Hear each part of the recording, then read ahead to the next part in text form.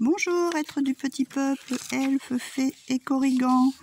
Donc nouvelle vidéo pour souhaiter un joyeux anniversaire au signe de la Balance. Balance qui en fait aussi avec la planète qui la domine, c'est Vénus.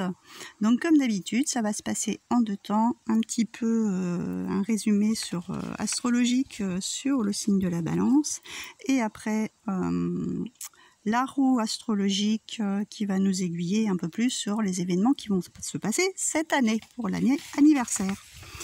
Donc le signe de la Balance, c'est un signe qui démarre du 23 septembre au 22 octobre. Je vais poser ça parce que j'ai beaucoup de soleil encore aujourd'hui, donc ça gêne un petit peu peut-être pour voir. Donc la Balance est un signe d'air qui démarre donc à l'automne. C'est un signe cardinal qui débute en début de saison et donc qui nous apporte une quantité d'énergie et de mise en route. C'est un signe qui démarre les choses en fait, hein. D'accord ? Ensuite, nous avons donc, elle signifie que c'est un signe de justice, d'équilibre, de droiture. Elle aime vivre de manière harmonieuse et paisible. C'est des personnes qui sont chaleureuses, sociables, aimables et d'humeur égale. C'est un signe intuitif, mais il a besoin d'équilibre entre l'amour et l'amitié pour construire sa vie en fait, hein. D'accord ? Donc sa planète c'est Vénus, donc c'est la planète de l'amour, qui apporte donc de la douceur, du charme, de la paix, de la tendresse et de la sociabilité. Et la correspondance anatomique est donc les reins et la vessie. Voilà. Donc voilà pour la petite partie astrologique. Et donc on va commencer avec la roue pour voir un petit peu ce qui va en être pour cette année. Donc la première maison, pardon, excusez-moi, qui est en fait la maison 1 qui correspond à l'ascendant, mais là on va plus se retrouver avec comment la personne est par elle-même, hein, comment sont ses énergies du moment. Donc on a la tempérance avec le soleil. Donc là c'est vraiment, on est dans une période où on attend certaines choses, qu'on y va paisiblement pour aller vers quelque chose qu'on souhaite ou qui est une réussite plutôt lumineuse, hein, parce que le soleil ça nous permet de nous épanouir, qu'on a des pensées positives, ça nous conduit vers le succès aussi. Donc là on prend son temps en fait pour réaliser en fait ses rêves, hein. On a quelque chose, on a un objectif, on a des choses en soi et en fait on prend son temps, on ne se précipite pas et pour accéder au bonheur aussi tout simplement. Avec la maison 2 qui j'ai quand même pas mal devant, vous inquiétez pas, j'essaye de bloquer que les cartes s'envolent pas, qui sont les biens financiers et tout ce qui est matériel. On a la force et on a le pendu. Donc là on voit, en plus c'est assez bizarre parce que il est à l'envers, donc il perd ses deniers, hein. Mais on a la force et le courage en fait, une confiance en soi pour voir peut-être les choses différemment, pour gérer ses finances, je dirais. Il y a peut-être un éparpillement, on se disperse, il y a quelque chose comme ça, de cet ordre-là.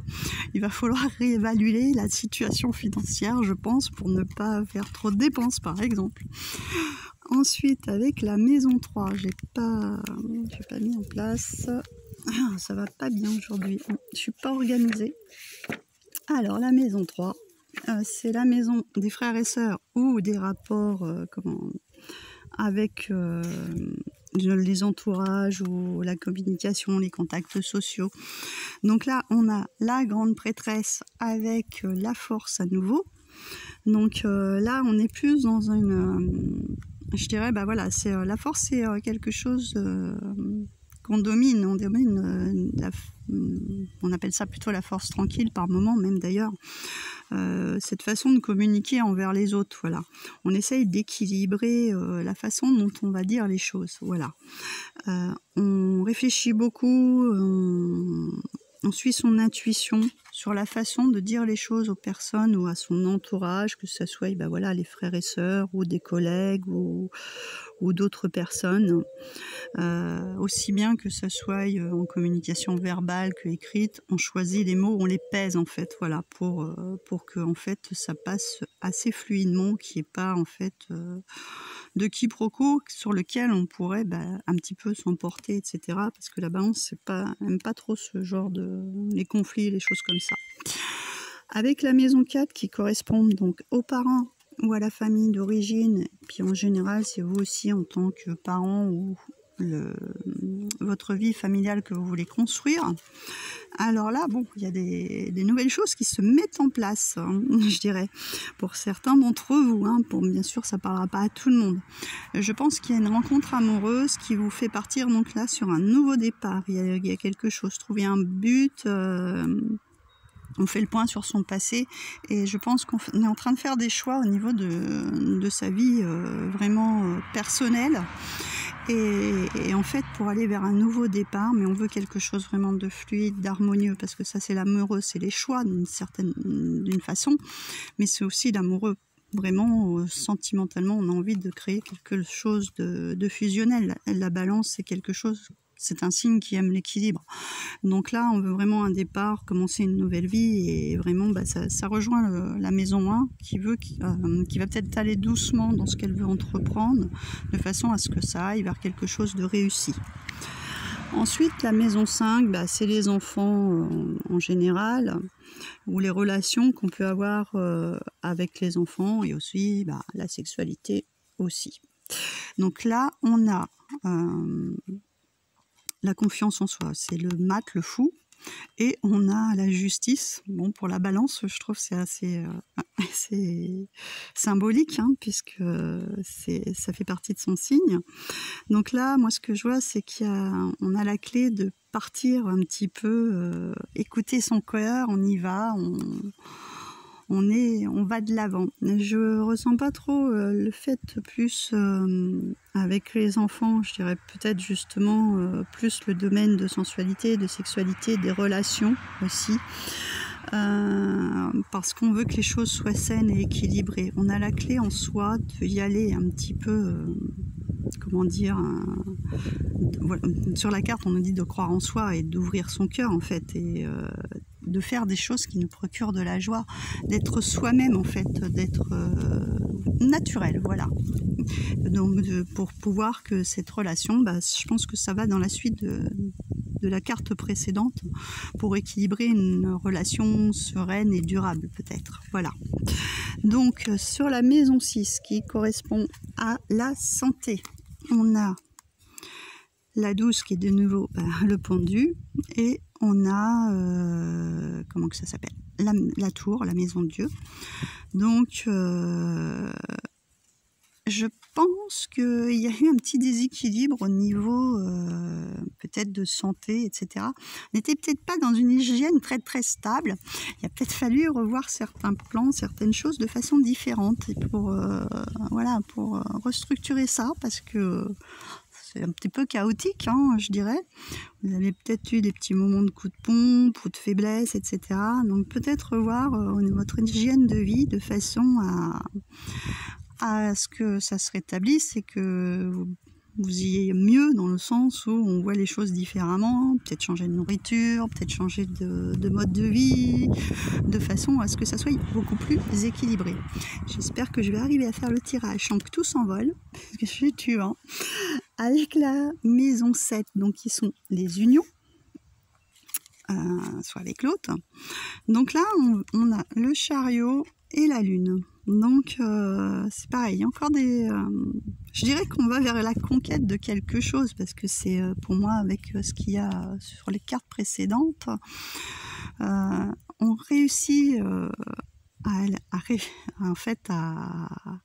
à s'unir à quelqu'un, voilà, on réussit, on a cette conquête de séduire quelqu'un, mais en même temps, il y a des choses qui sont pas dites, qu'on n'arrive pas à avouer, qui sont encore cachées, qui sont un petit peu dissimulées, peut-être aussi une peur de se tromper ou de se faire de fausses illusions en fait, voilà, de se faire de fausses idées, mais là comme on voit avec le chariot, c'est encore un petit peu le symbole comme la justice, on a ce côté blanc, ce côté noir, d'équilibrer les choses, de dialoguer, d'être déterminé, et si on veut vraiment construire cette nouvelle relation et être clair et honnête en fait, et dire vraiment tout ce qu'on ressent et mettre les choses à plat de façon à ce que ça aille vers la réussite pour cette nouvelle union.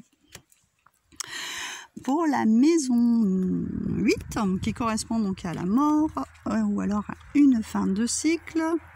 Donc là, on a le pape avec de nouveau le chariot. Le pape, c'est une personne sur qui, là, je dirais plutôt quelqu'un qui peut en fait vous conseiller.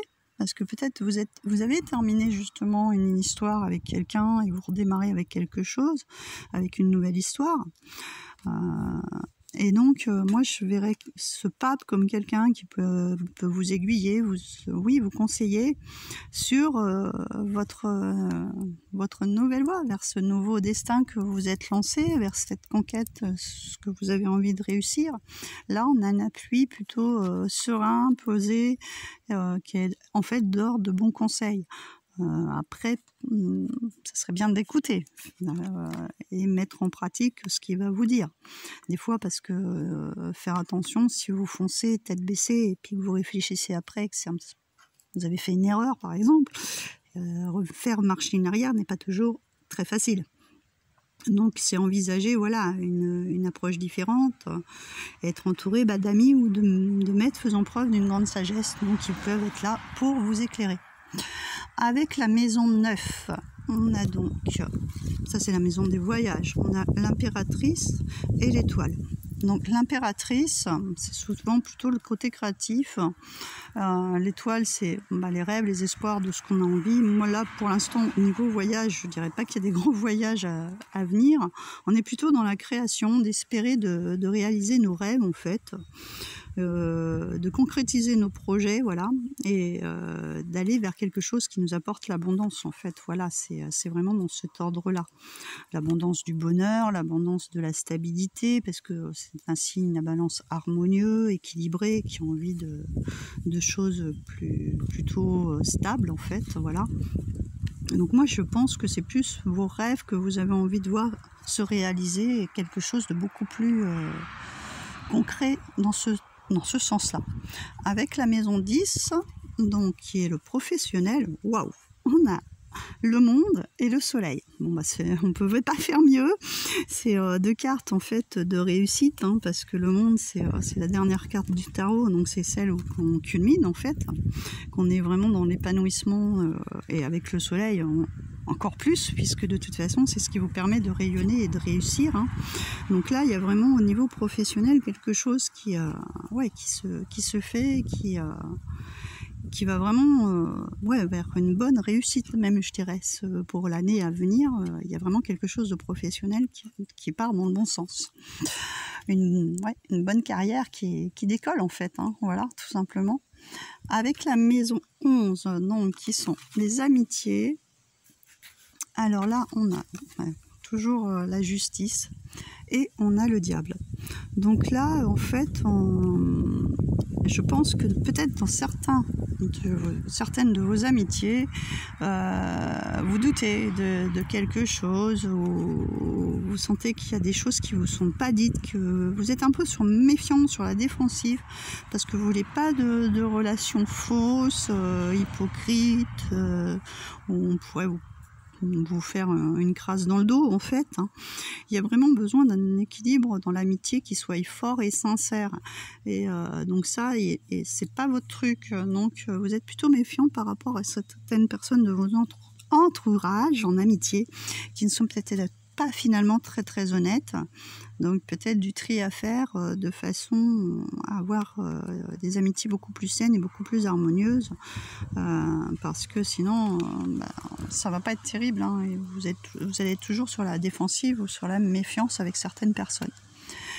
Et donc avec la maison 12, qui correspond aux épreuves, oui c'est ça, que je dise pas de bêtises, j'ai mes cartes qui s'envolent. Les épreuves ou les ennemis, c'est surtout les moi je le vois plus en tant qu'épreuve. Donc là on a l'ermite et le battleur. Donc là je dirais, face à ça, vous avez toujours une introspection en vous, vous faites l'introspection face à vos épreuves, comment vous allez réagir face à ça. Et avec le battleur, c'est juste super parce que il a vraiment toutes les cartes en main pour parer ces épreuves, justement. Il trouve toujours la solution, il trouve toujours à éclairer sa voie, en fait, pour régler les épreuves qu'il pourrait rencontrer sur son chemin. Donc les deux ensemble, c'est juste magique parce que, oui, ça vous permet d'être aiguillé très très rapidement, en fait. Vous stagnez pas très très longtemps sur une épreuve, quoi. Vous êtes très vite aiguillé. Donc ensuite, on va voir avec les 3 petites cartes qui sont au milieu la tendance générale de cette année, sur quoi ça va s'annoncer. Donc avec l'oracle, je sais pas où j'ai mis mes boîtes, de l'énergie, nous avons le 6e chakra, donc c'est le chakra du 3e œil. Donc là, c'est ce que je disais, hein, je crois que je sais plus dans laquelle, il y avait l'intuition qu'on faisait travailler, on suivait ses intuitions. Hein. Donc là, on va vraiment être à l'écoute de soi-même. C'est la balance par elle-même, je dis des bêtises. Ça souffle beaucoup. Donc on va suivre son intuition, voilà, que ce soit dans ses projets de quelque manière que ce soit dans le quotidien. On va vraiment avoir les idées très développées, on va vraiment s'écouter. Ce que j'aimerais, c'est surtout l'intuition. On a la lune qui est là. C'est aussi, en fait, peut-être être à l'écoute aussi de ses rêves, en fait, à travers les rêves aussi. Faire développer cette intuition à travers les rêves, puisqu'on a aussi l'étoile qui est plus haut.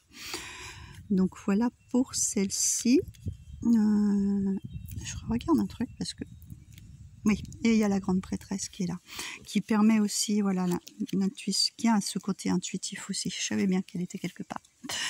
Avec le voyageur sacré, on a découvrir le trésor. Donc découvrir le trésor, on en parle que sous la surface se cache une grande richesse. Donc en fait, vous avez peut-être une certaine réserve, c'est ce que je disais, hein, pour comment dire, comme avec la lune, faire ressortir tout ce qui est intérieur de façon à vous épanouir, à aller vers ce que vous voulez réussir, aller vers le succès, etc. Vous avez un trésor intérieur que vous n'avez pas encore fait ressortir pour moi et que vous allez devoir montrer peut-être à l'autre justement et pour pouvoir vous épanouir et réussir ce que vous voulez. Et je dirais que c'est ça votre grande richesse, en fait, c'est l'abondance que vous avez en vous et qui va vous apporter du bonheur avec les autres. Voilà. Ça, c'est une richesse intérieure d'une grande importance. Mais il va falloir que vous la fassiez rejaillir.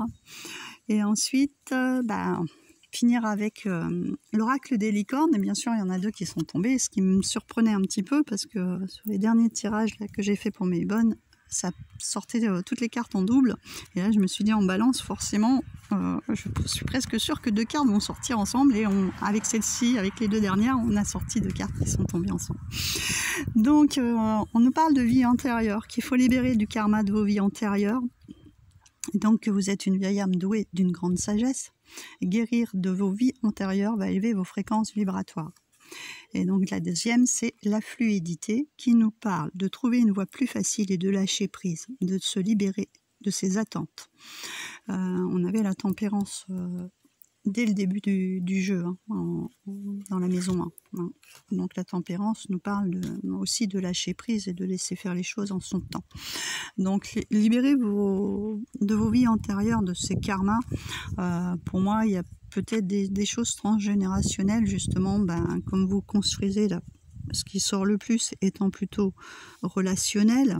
Il y a peut-être justement une relation dans une autre vie ou dans les vies autour de vous, de vos parents proches, hein, qu'il faut absolument nettoyer pour que vous puissiez avancer. Voilà. parce que ça peut créer justement certains blocages. Et donc, laissez faire les choses après, une fois que vous avez fait ce travail sur vous-même, ça va vous permettre, en libérant ce karma qui est un petit peu lourd, d'agir plus fluidement et donc que vos relations soient beaucoup plus apaisées, que vous ayez beaucoup plus de chances que les choses aboutissent, que plutôt d'être dans une période plutôt instable, puisque la balance n'aime pas du tout l'instabilité. Donc là, du coup, laissez faire les choses, libérez ces vies antérieures, de façon à réussir ce que vous voulez entreprendre. Donc voilà pour ce petit tirage pour les énergies de la balance pour son année anniversaire, pardon. Donc j'espère que ce petit tirage vous aura parlé. Donc bien sûr, selon les maisons, hein, vous prenez ce qui vous parle, et ce qui vous parle pas, vous laissez de côté, quoi. Parce que bon, vous êtes plusieurs balances, hein, ça ne peut pas parler sur tous les sujets à tout le monde. Donc comme d'habitude, n'hésitez pas à mettre un petit pouce sur la vidéo, à me faire un petit commentaire afin que j'y réponde avec plaisir, à partager et me faire connaître davantage la chaîne, voilà. Et puis du coup, je vous dis à très bientôt, parce qu'arrive bientôt la prochaine nouvelle lune. Je vous fais de gros bisous, bonne soirée.